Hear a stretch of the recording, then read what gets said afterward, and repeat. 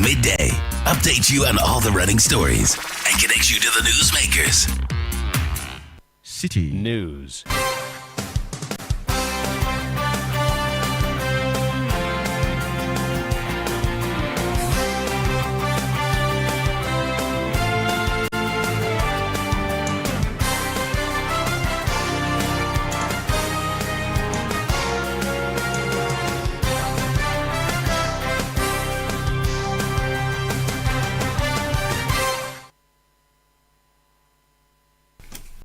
It's midday. A very good afternoon to you and welcome to the Citi Prime News on 97.3 Citi FM. We are live from our studios at number 11 Dr. Martin Loop in at Dabraka, Accra. The news is also live on all affiliates across the 16 regions of the country.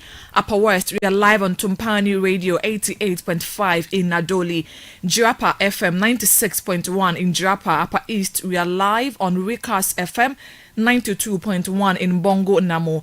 Northern region, we are live on North Star Radio 92.1 in Tamale. Northeast, we are live on Nobia FM 98.1 in Nalerigo. The news is also live around the world on citinewsroom.com. I'm Hawa Idrisu Mustafa. Coming up, Office of the Special Prosecutor charges 7 individuals and 3 companies in connection with a 280 million cedi extortion and money laundering scheme allegedly perpetrated within the National Petroleum Authority. The charges stem from investigations initiated by the OSP in late 2024 into alleged unlawful conduct involving the diversion of public funds and collusion with oil marketing and bulk distribution companies. Also coming up, Citizens Coalition calls on Parliament to stay the fast-track consideration of the Ghana Scholarship Authority Bill 2025 for further deliberations. From one group of executives to the other group of people from the executive arm of government. The challenge is that if you do that, you will be doing the same thing and expecting different results. You won't get a different result. Still ahead, Defense Minister warns the Ghana Armed Forces against unlawful guard duties.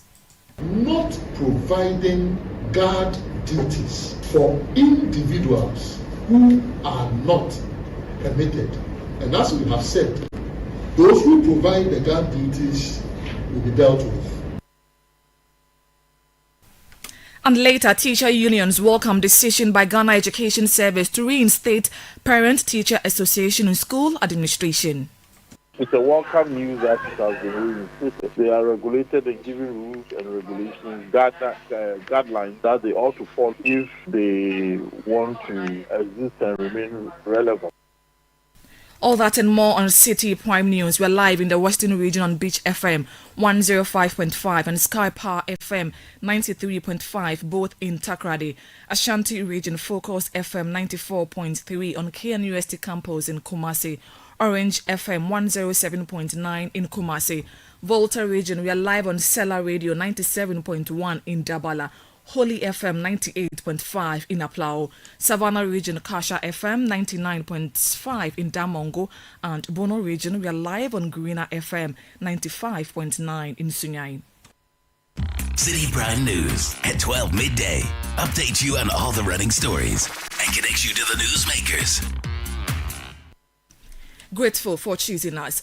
Now, the Office of the Special Prosecutor has charged former Chief Executive of the National Petroleum Authority, Mustafa Abdul Hamid, along with 6 other individuals and 3 companies over an alleged corruption scheme involving over 280 million cedis at the NPA. This was contained in a statement issued by the OSP.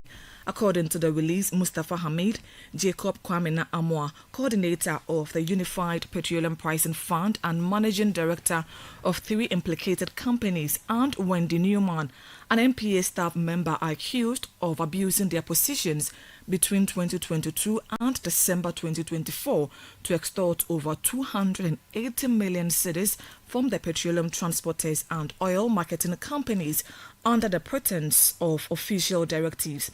Here, except of the OSP's release read by my colleague Zoe Abubeidu Ado.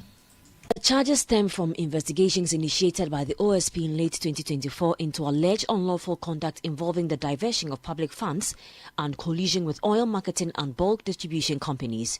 Between 2022 and December 2024, The first three accused persons, Mustafa Abdul Hamid, former Chief Executive Officer of the NPA, Jacob Kwamena Amoa, Coordinator of the Unified Petroleum Pricing Fund at NPA and Managing Director of three corporate entities, Propnest, Kel Logistics and Kings Energy, and Wendy Newman on NPA staff, acting under the colour of their official duties, allegedly orchestrated and operated a criminal extortion scheme through which they unlawfully collected over 280 million cedis from petroleum transporters and oil marketing companies. The scheme, initiated by Abdul Hamid and implemented by Amwa and Newman, lacked any lawful mandate and exploited their positions within the NPA. Investigations further revealed that the fourth to seventh accused persons, Albert Ankra, Director, Kel Logistics Limited, Isaac Mensah, Director, Kel Logistics Limited, Bright Bediako Mensah, Director, Kel Logistics and Kings Energy Limited, and Kwekwa Boajiakwa, Director, Kings Energy Limited, in collaboration with the fugitive Director of Kel Logistics Limited, created and utilized Propness Limited, Kel Logistics Limited and Kings Energy Limited as vehicles for laundering the illicit proceeds. The laundered funds were used to purchase and construct houses, acquire trucks for an oil distribution business, and build fuel stations, all as part of efforts to conceal and disguise the origin of the criminal proceeds. One Osei Tutueje, a director of the ninth accused company, is currently at large. The accused persons have been apprehended and are set to appear on a date to be determined by the court for their pleas to be taken. You had excerpt of a statement released by the Office of the Special Prosecutor and read by my colleague Zoe Abubeidu Ado. The Member of Parliament for Boko Central and Majority Leader Mahama Yarga has revealed that two pilgrims from his constituency who took part in the 2025 Hajj are currently unaccounted for. Addressing the matter on the floor of Parliament, Mahama Ayariga attributed the situation to language barriers since some of the pilgrims do not speak Arabic as well as the advanced age of those involved. He assured the House that efforts are ongoing to locate the missing individuals and ensure their safe return. Mr. Speaker, I cannot account for two of my pilgrims. Two of them. As we speak, I can show you my phone. I'm calling our consular officer there to help us to find out where they are. Because some of them are very old people. You go to an event where there are over 1 million people attending. They are not educated. They don't speak the local language. They don't speak Arabic. So it's becoming very challenging. This is the first time many of them are venturing outside Ghana. So sometimes when they get there, they get mixed up with delegations from other countries. You know, some fall sick and they can't find them. They've gone to the hospital. So when after the Hajj, we cannot account for our people, the Minister for Foreign Affairs is the person we should be working with. I have always said that perhaps it is time for this House, as a parliament and also as a country, for us to have a legislation on Hajj instead of it just being a committee. But I think also that whatever it is, when there's an issue in a foreign country, you call your Minister for Foreign Affairs to answer. Boko Central MP and Majority Leader Mahama Ayariga, meanwhile, former Minister for Defence and MP for Bimbilla, Dominic Nitiwul, has urged the Minister for Local Government, Chieftaincy and Religious Affairs to brief the House on the overall management of the 2025 Hajj. It is the Hajj board that should come and report to us and account for the people they send outside Ghana. Foreign Affairs can only assist them. But it's not the duty of the foreign minister to come and tell this House what has happened to each and every one. It is the duty of that committee. So they would assist you, but they don't report to this House, and they cannot report to this House. They did not process them. They did not process them. They did not write their names. They never received any money from them. They cannot account for them.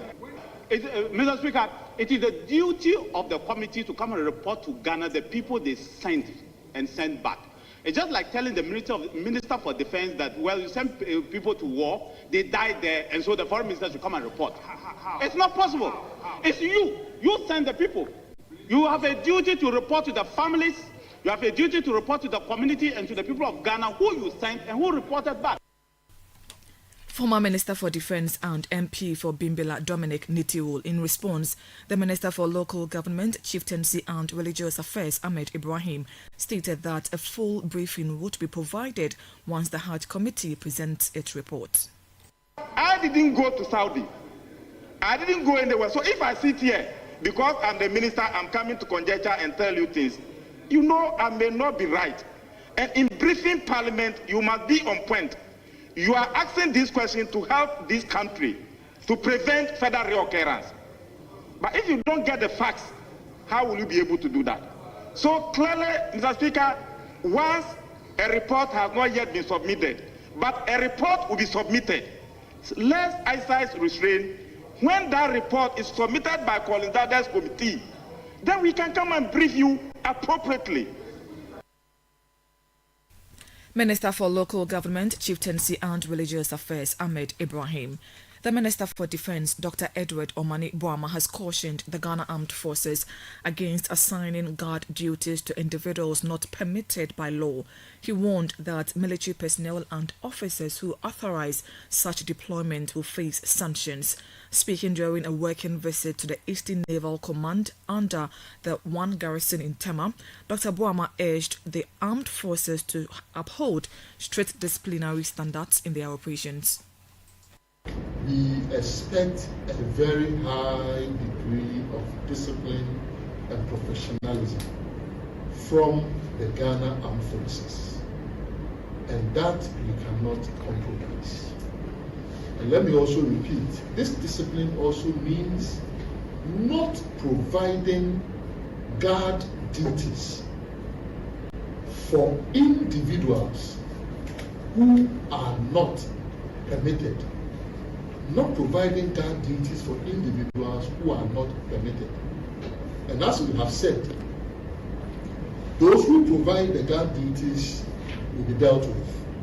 One, those who deployed the people to go and provide the guard duties will also be dealt with. The Defence Minister also highlighted the government's plan to equip the armed forces with a funding allocation of $1 billion. We also ask you to pay extra attention, because if violent extremists or terrorists will not come through our land borders, if they will not come through our maritime borders, they may just use the riverine areas, and that is also a very, very important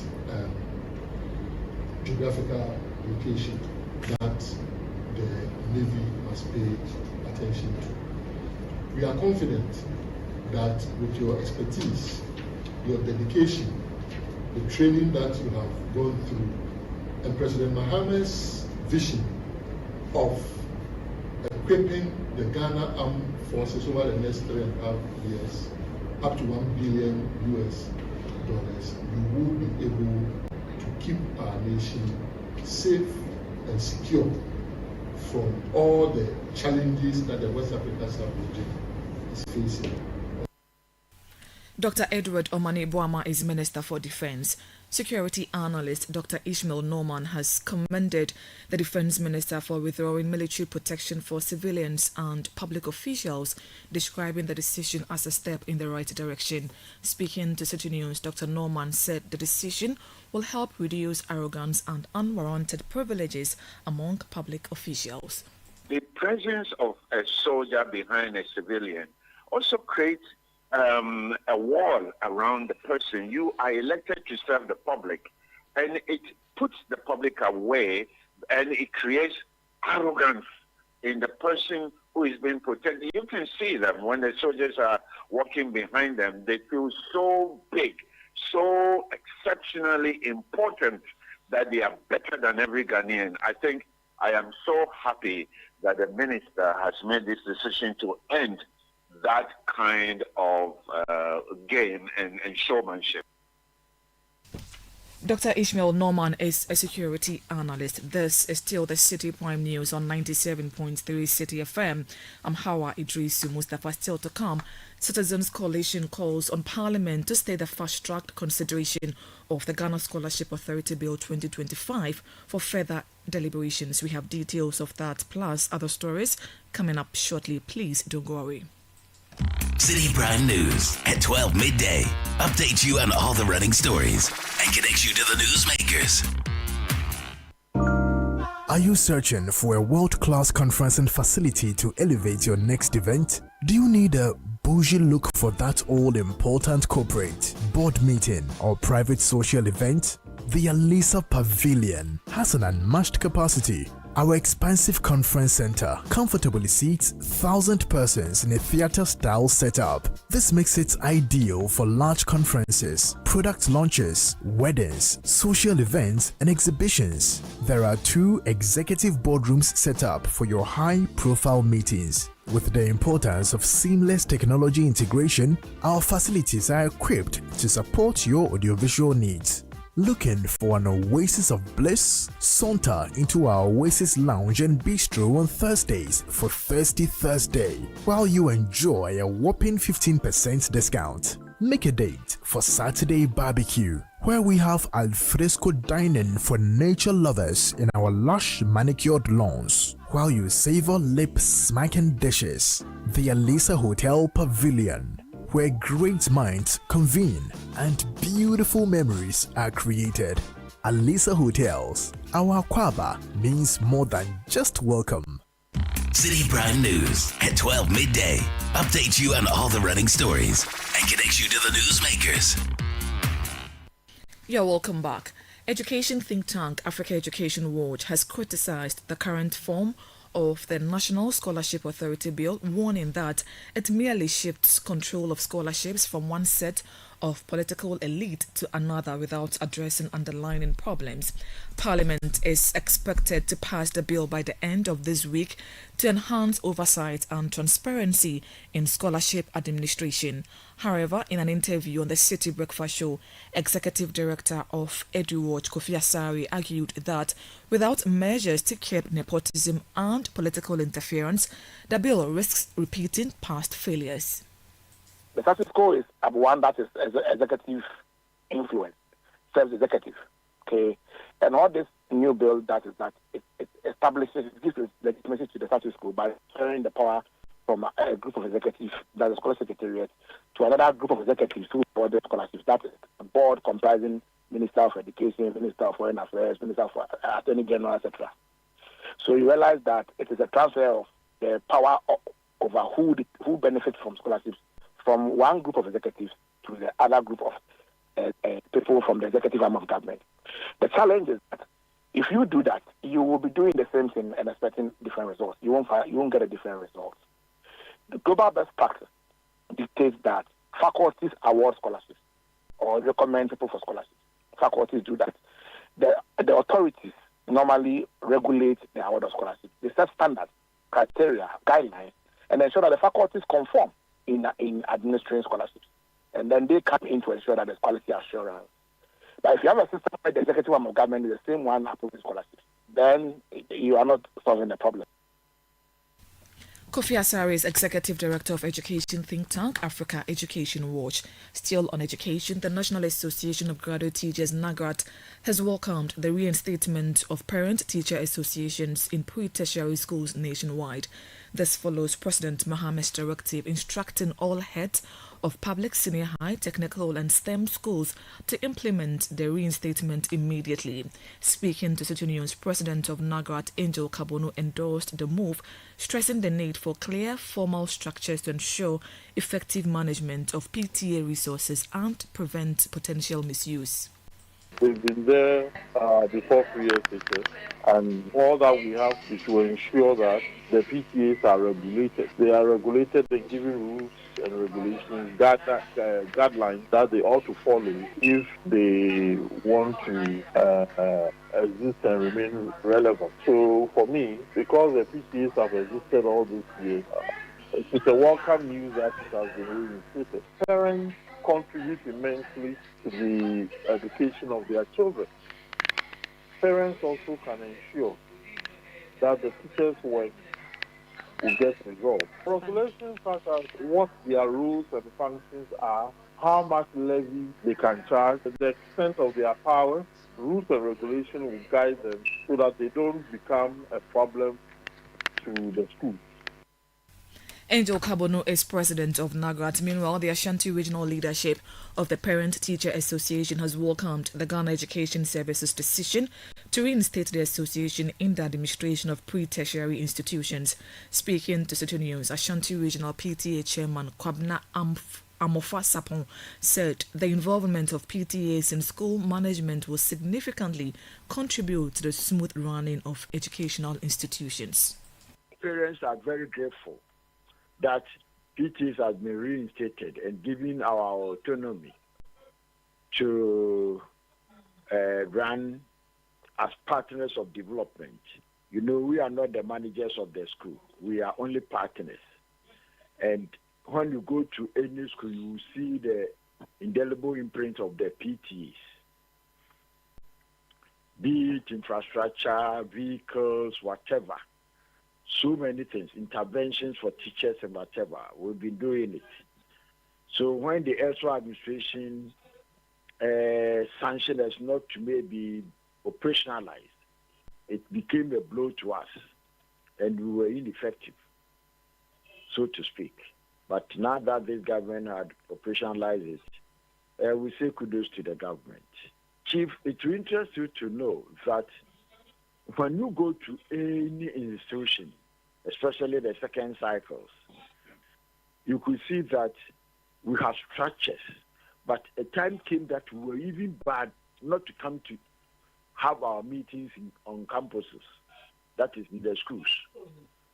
But now that recognition has been restored, and it is going to have an impact, a positive one.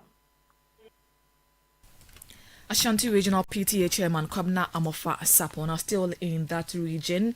A week after a devastating fire swept through the Ahonjo slums, hundreds of victims, mostly women and children, remain exposed to the bad weather condition. The blaze, which reportedly began when a man tried to burn down his ex-girlfriend's structure, quickly spread through the Baba Ayoyo slum. More than 100 wooden structures were destroyed, leaving over 400 people homeless. Following the fire incident, survivors say they have received no support. Many continue to sleep exactly where their makeshift shelters once stood, now reduced to ashes. Life, they say, has become unbearable. Some of the victims have been speaking to Citi News.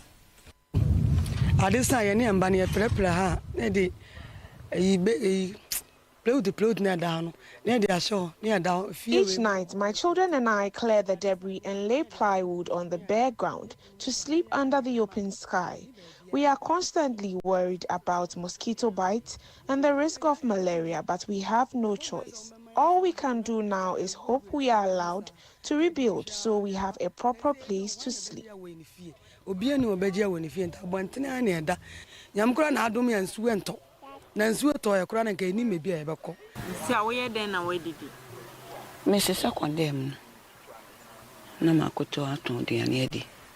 I now survive by collecting and selling scrap from the remains of the burnt buildings. I have 3 grandchildren to care for, and with no support coming in, this is the only way I can feed them and myself.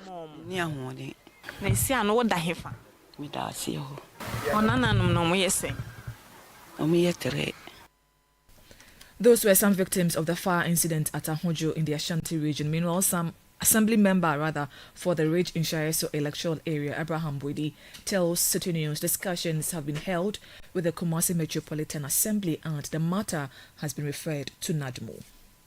As an Assembly member, I think I follow the structures. I reported to the Assembly, especially to the Chief Executive. He referred me to the NADMO, Metro NADMO coordinator. He also called his people to come and do the necessary distance. So now we finished and we are now waiting for the response from the NADMO. Has there been any support so far? No, as of now, no. So where do they live? That is a big issue. Some of them are sleeping around this area. Some of them are also living with some of the structures. And sometimes some of them also live, there are plenty uncompleted houses around this area, at the back there. And that is the place most of them are also living. So we are praying that at least this is an emergency issue. Sometimes we have to come and encourage them. At least that is how life is. But to me, the only thing that I can do for them is to fight so that at least they rebuild their structures. Assembly member for Ridge Inshaeso electoral area in the Ashanti region, Abraham Boidi, aggrieved customers of the now defunct Gold Coast Fund Management Company, whose investments remain locked up, are threatening to stage a demonstration if government fails to make provisions for them in the upcoming mid-year budget review. Following the financial sector cleanup, thousands of investors have struggled to retrieve their funds. Although the previous administration released some 700 million cedis as the first tranche, a promise by the current government to pay the remainder is yet to be honoured. Convener for the aggrieved customers, Charles Nyame, in an interview with Citi News, urged government to allocate funds in the mid-year budget to settle the outstanding payments. We are hoping to see the mid-year budget, maybe the calls that we have placed on the finance ministry and other stakeholders, maybe they'll be up and doing and capture something in the mid-year budget. We are waiting to the rendition of that with the mid-year budget. After that, and we see that the government means no well, then we will do other things to compel the government to commit to his assurances and his promises. Between now and the mid-year budget, we think that the government has a room to make an informed decision to remedy the situation. So we have to give them the benefit of doubt to operate within this room. If they fail, then I believe that Ghanaians will be very understanding should we do otherwise to compel the government. Charles Yame is convener for aggrieved customers of now defunct Gold Coast Fund Management Company. The ranking member on the Public Administration and State Interest Committee of Parliament, Kwame Chumesi Ampofo, is calling on the government to ensure that the gains from the operations of the Ghana Gold Board directly benefit the broader population. His call comes in the wake of reports that Gold Board generated over $5 billion in the first 4 months of 2025 through the gold purchase program. Speaking to the media, the Sini West MP stated that the government must channel the proceeds into targeted sectors of the economy to drive meaningful development and improve the lives of ordinary Ghanaians. Cocoa used to be our major income for the country. Now the gold is taking over, bringing more dollars of the country. So I think if we're able to supervise it well, monitor them well, I think it will appreciate for all of us, and then we are going to benefit from that. And also, I think you should set up a role or a goal that maybe this amount is going to, let's say, half. We are going to put it maybe hospitals within the regions or district, or this. We should tax ourselves so that everybody will feel it, will benefit from it. Then all of us will feel that, oh, this gold, we are benefit from it, because we mentioned amount, huge amount, millions of dollars. Therefore, it should be reflected on the citizens. Kwame Chumesi Ampofo is the ranking member on the Public Administration and State Interest Committee of Parliament. The National Labour Commission has directed the Tertiary Education Workers Union of Ghana, that is TUGH, to initiate a verification process at the Office of the Chief Labour Officer to officially confirm its majority membership in the public universities. This directive comes in response to a decision by the Ghana Tertiary Education Commission to recognize the rival TUC as the representative of non-teaching staff on university governing councils, a move TUGH opposes. Speaking to Citi News, the national president of TUGH, Suleimana Abdurrahman, believes this development will bring the matter to rest. What we have been singing all along, saying that what GTEC was doing, was not actually the best thing. So they want the chief labor officer to do the verification to ascertain the majority. And at the end of the day, the majority must be represented in the public universities. And that's what we have been singing all along. And they have asked that we should do that within a space of 1 month and report back to the commission. So as we speak, we are going to initiate the process very soon. And I believe, all the concern that was raised as far as the representation of the councils are concerned will be put to rest. But immediately the chief labor officer is done with the verification to ascertain, the majority union as far as the public universities are concerned, all the ambiguity will be put to rest, and there won't be any problem. That was National President of TUGH, Suleimana Abdulrahman. The outgoing United Kingdom High Commissioner to Ghana, Harriet Thompson, has praised Ghana's international reputation, citing the country's cultural pride, hospitality and enduring traditions as key elements of its strong global appeal. Speaking in an interview on Channel 1 TV's The Point of View, she said Ghana's image abroad remains overwhelmingly positive, largely due to the distinctive warmth and welcoming nature of its people. Ghana has a fantastic reputation overseas, and a lot of that has been borne out, but perhaps more so. So Ghanaians have a reputation for being very warm, very welcoming, very proud of their rich traditions and culture, and that all in spades. I didn't know there were elephants in Ghana before I came here. I didn't know there were so many historic buildings to do with the slave trade, but Outgoing UK High Commissioner to Ghana, Harriet Thompson, ending today's edition of the Citi Prime News, which has been live from our studios in Adabraka in Accra. Please log on to citinewsroom.com for more stories. I'm Hawa Idrisi Mustafa. Good afternoon. Citi News. We speak first.